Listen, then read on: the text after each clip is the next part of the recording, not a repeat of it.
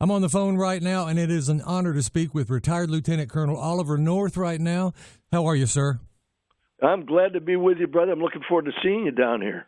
Yes, this is going to be an amazing event. You're going to be the keynote speaker on Monday, January 28th at the Tennessee Veterans Business Association dinner, just ahead of the Business Expo and Job Fair the next day over here at the Knoxville Convention Center. Thank you so very much for taking time to do this and helping out this worthy cause.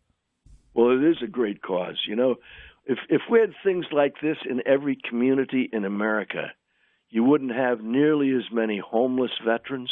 You wouldn't have guys desperate to find a job.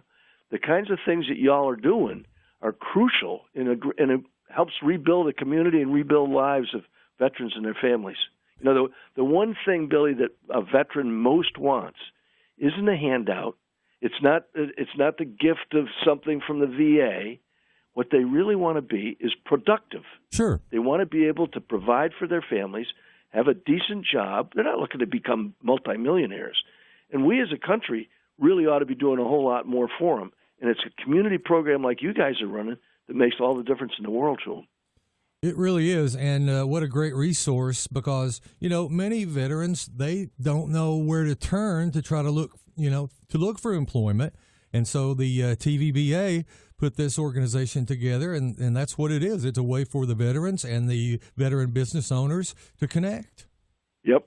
Well, I'll tell you, many years ago, my foundation tried to work with the Department of Labor and the Department of Veterans Affairs to say to a veteran, a guy who's getting out of the service, maybe he's medically discharged or he's completed his obligated service or he's retired even, and to match up the person looking for an employee with the person looking for a job by zip code and by job category. Right. And what we learned was the computers in the Department of Veterans Affairs couldn't talk to the computers at the Department of Labor, and that was 15 years ago, and you know what? They still can't.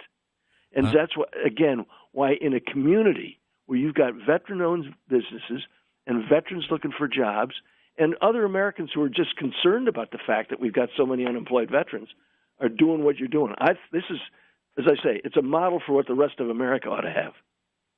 It is, and when the TVBA started back in 2010, they were just a grassroots organization, small, and as many organizations are, kind of maybe a little bit less than organized. And then when some more people decided to help out, and business owners and whatnot, it grew bigger and bigger and bigger, and now it is a very, very impressive organization.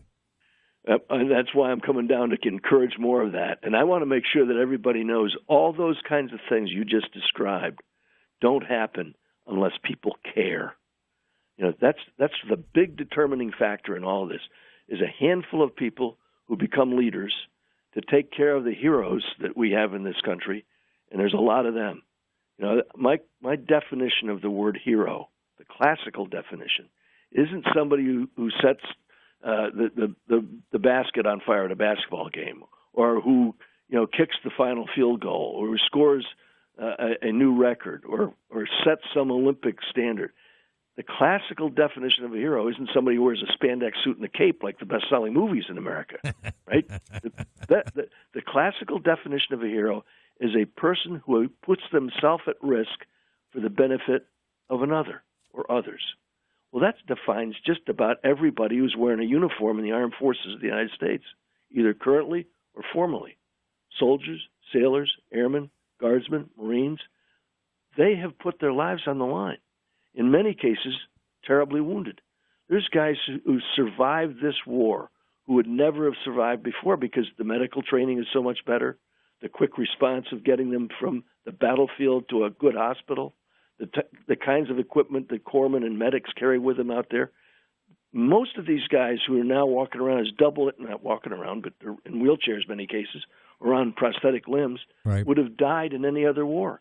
But because the medical equipment and the training and the rapid response evacuation to a good hospital and great surgeons has made all the difference.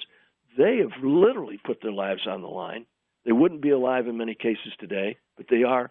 And we don't owe them a thing. We have a moral obligation to them because of what they've given up, what the sacrifices that they and their families have made.